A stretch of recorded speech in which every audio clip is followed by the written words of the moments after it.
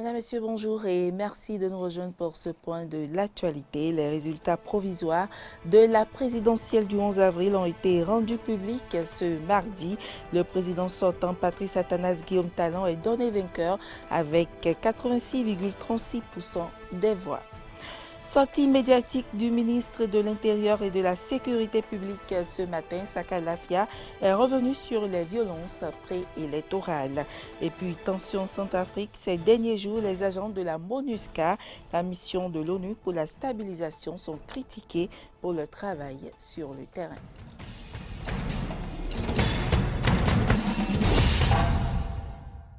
Bienvenue à toutes et à tous. Les résultats provisoires de la présidentielle du 11 avril dernier sont connus.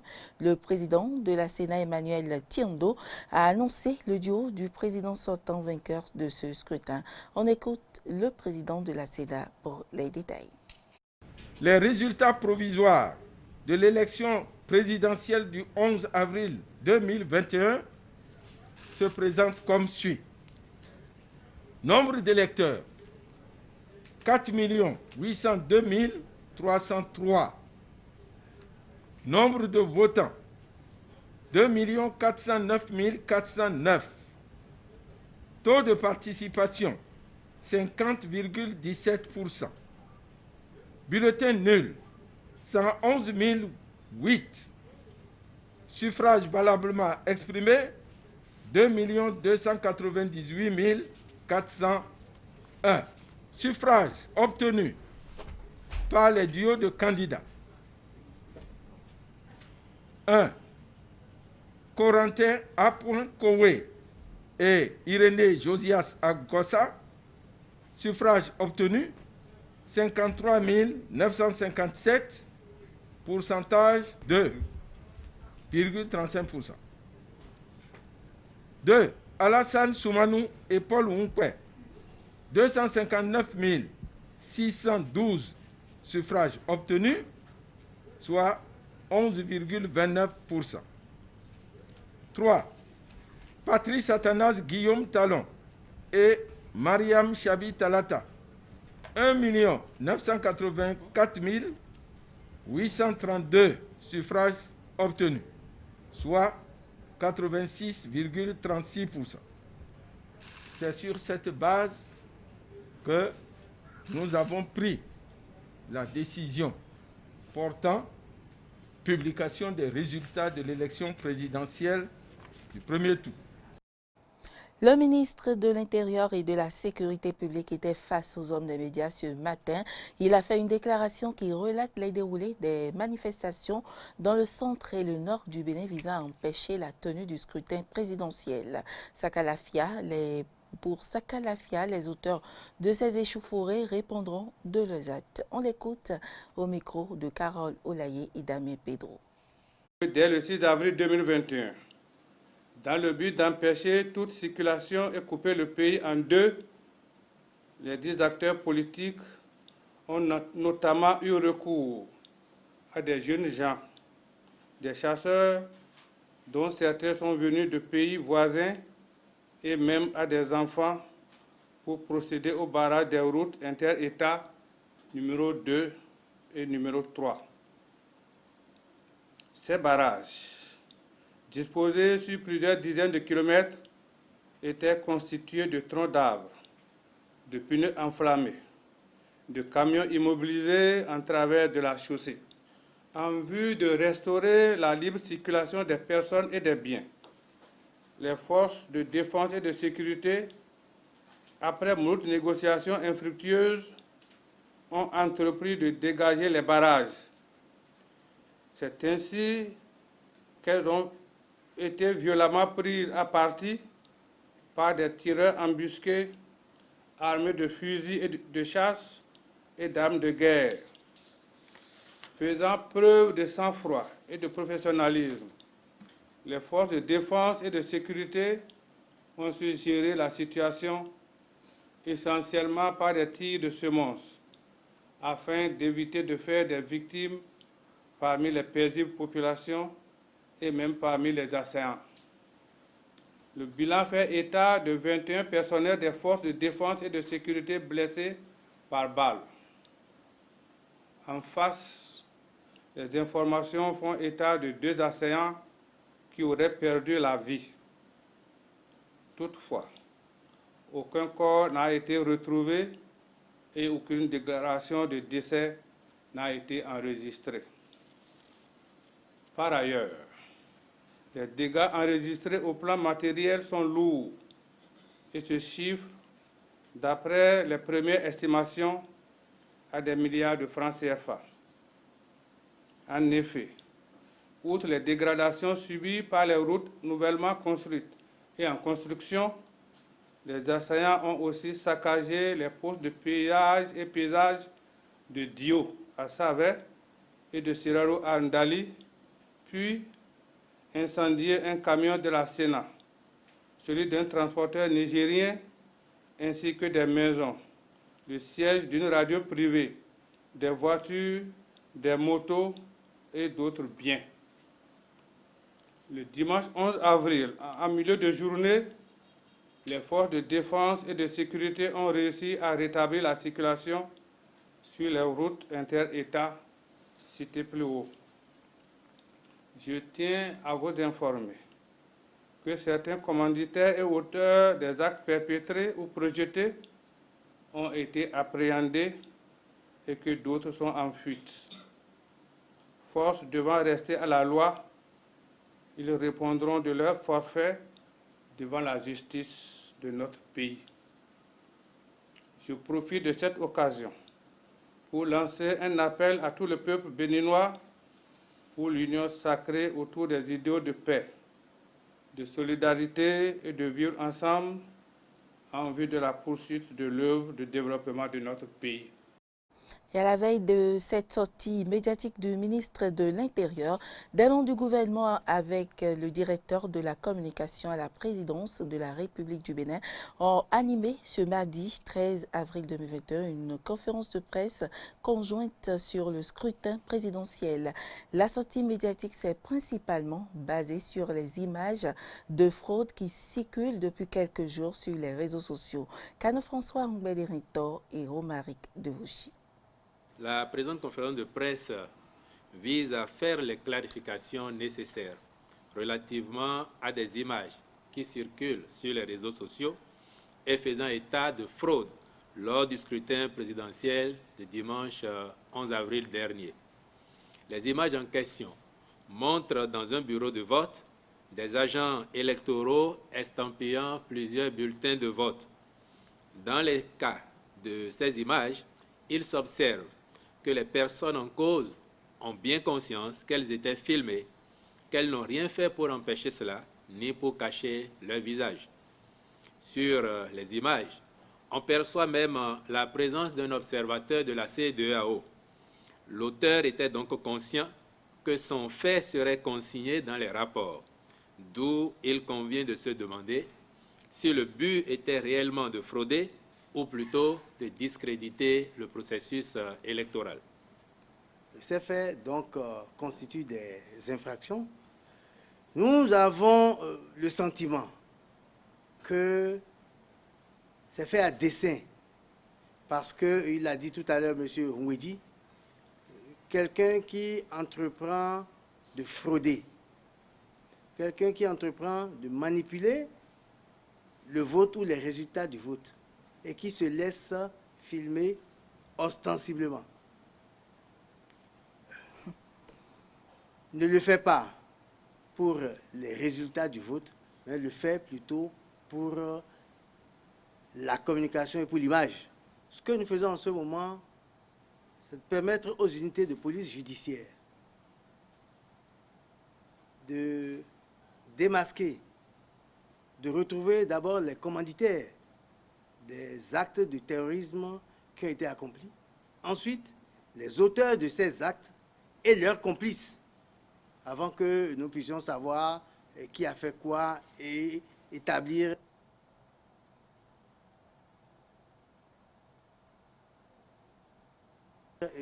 comme vous le voulez, comme vous le souhaitez, établir donc le bilan des arrestations. Nous sommes peut-être qu'au début et les unités de police judiciaire sont à pied d'œuvre.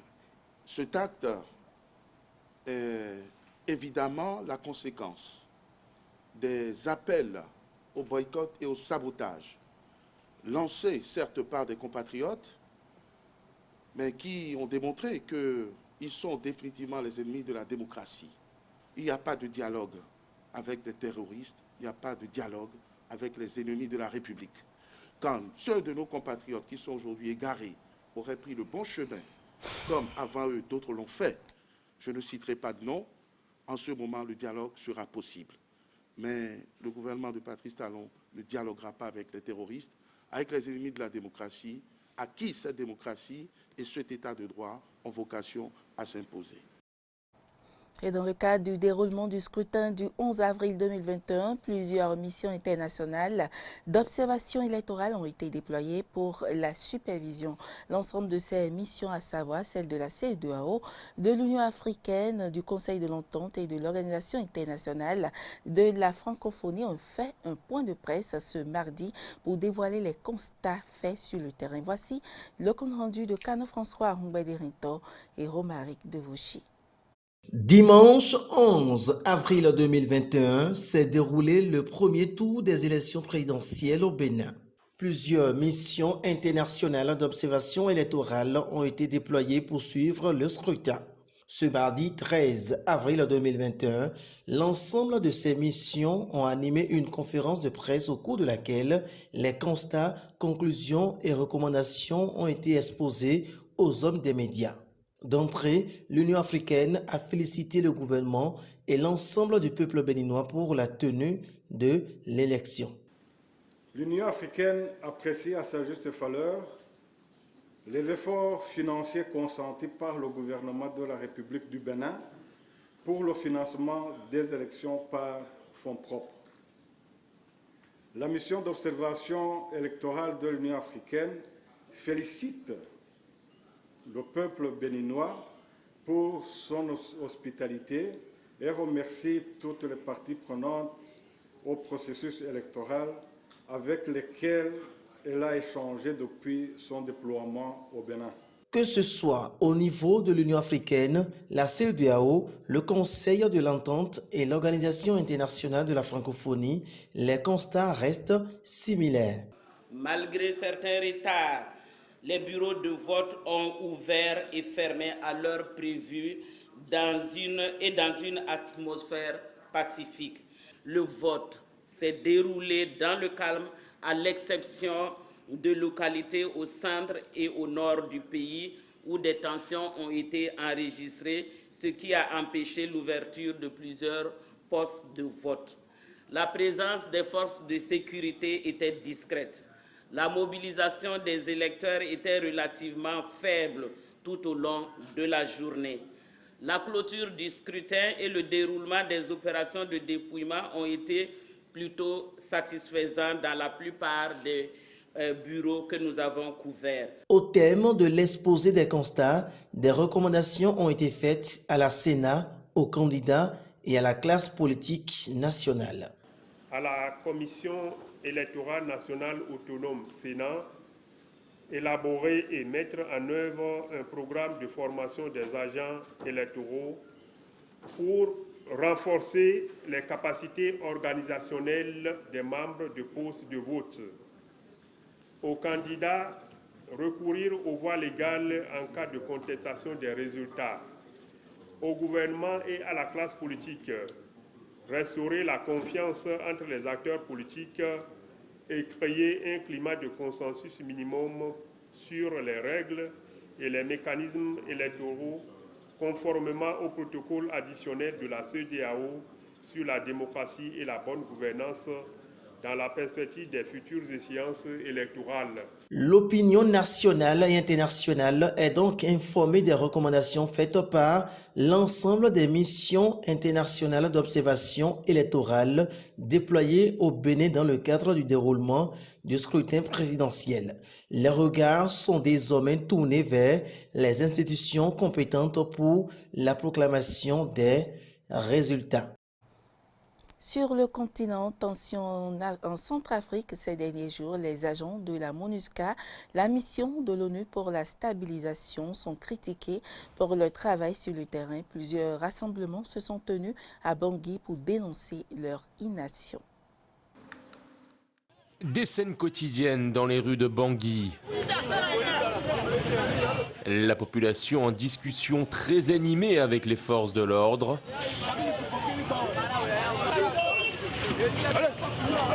Dans le viseur, le rôle des agents de la MINUSCA, la mission des Nations Unies pour le soutien à la Centrafrique, critiquée pour son travail sur le terrain.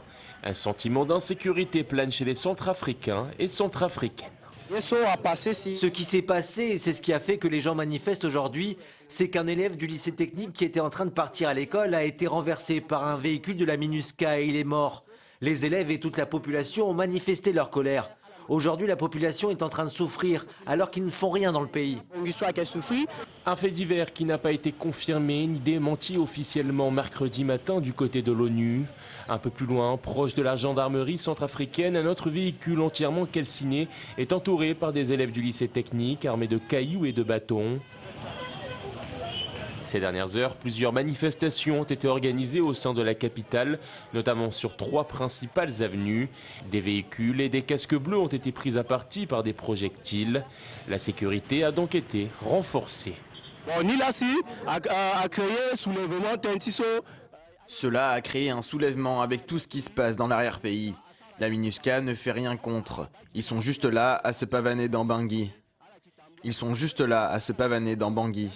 Au lieu de se rendre en province pour sauver nos familles qui se font massacrer, ils sont seulement ici. Ce que les élèves demandent à travers cette manifestation, c'est le départ de la MINUSCA de la Centrafrique. La MINUSCA, félicitée pourtant par le président Faustin Archange Touadéra, réélu dès le premier tour fin décembre. Une élection présidentielle perturbée par l'offensive d'une coalition de 6 des plus puissants groupes armés qui occupent actuellement 2 tiers du pays depuis le début de la guerre civile il y a 8 ans. Des rebelles stoppés début janvier aux abords de la capitale par les casques bleus, bien aidés par des militaires rwandais et paramilitaires russes venus en renfort. La réélection du président Touadéra, finalement validée par la Cour constitutionnelle avec un taux de participation de 35%. Il y a un mois, le Conseil de sécurité de l'ONU a décidé d'augmenter de près de 3000 personnes les effectifs de la MINUSCA. Après quelques hésitations, la France a finalement décidé de suspendre tous ses vols avec le Brésil. Objectif, tenter d'empêcher le variant brésilien du coronavirus de se propager sur le territoire. Un variant plus dangereux et plus contagieux. Paris étudie également des solutions de rapatriement du Brésil pour ses ressortissants ainsi que la vérification plus stricte du respect des quarantaines. Un dernier vol Rio-Paris avant une date encore indéfinie. Pour limiter la propagation du variant brésilien P1 et de ses mutations, les liaisons aériennes entre la France et le Brésil sont désormais suspendues jusqu'à nouvel ordre. Réclamée par l'opposition, cette décision a été annoncée ce mardi après-midi par Jean Castex lors des questions au gouvernement à l'Assemblée nationale. Nous constatons que la situation s'aggrave et nous avons donc décidé de suspendre jusqu'à nouvel ordre tous les vols entre le Brésil et la France. Ce lundi, le gouvernement avait pourtant écarté la possibilité de stopper les liaisons aériennes. Invité sur LCI, le ministre délégué au transport Jean-Baptiste Djebari assurait que le bon fonctionnement des vols était imposé par le Conseil d'État. Une déclaration qui n'a pas manqué d'être rappelée par certains membres de l'opposition. Je me réjouis de la décision du Premier ministre de suspendre les vols entre la France et le Brésil. Il faut maintenant aller plus loin en suspendant l'ensemble des vols émanant de zones à risque. Notre pays et les Français ne supporteraient pas une nouvelle vague dévastatrice. Poussé dans ses retranchements par mon collègue Patrick Hetzel, le Premier ministre annonce à l'instant, en réponse à sa question d'actualité, que le gouvernement suspend les vols en provenance du Brésil. Nous avions donc bien raison de le réclamer. Il était temps. Hier, le maintien des lignes aériennes avec le Brésil était imposé par le droit selon le ministre des Transports. Aujourd'hui, elles sont suspendues. Ce gouvernement ment du matin au soir sur ce sujet et tout le reste. Depuis le 3 mars dernier, Le Brésil recense plus de 1000 morts par jour, avec un pic à 4239 décès en 24 heures le 8 avril. La situation sanitaire ne cesse de s'empirer dans le plus grand pays d'Amérique latine. La faute au variant P1 et à ses dizaines de mutations qui rendent la situation incontrôlable sur le territoire brésilien. Ce mardi, les Parisiens semblaient plutôt rassurés par la suspension des vols entre les deux pays. Puis la situation actuelle au Brésil, qui est assez catastrophique, s'il y avait possibilité de ne pas importer ce virus chez nous, ce serait pas mal.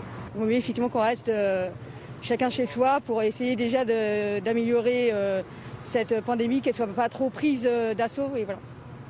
Je pense qu'il fallait fermer ses frontières avant, je pense. Après, je ne sais pas si c'est trop tard, mais on verra après, je pense d'ici 2 semaines, si nous, ici, en tous les cas, on retrouve des variants brésiliens. Je pense que c'est une bonne chose. Pourquoi ?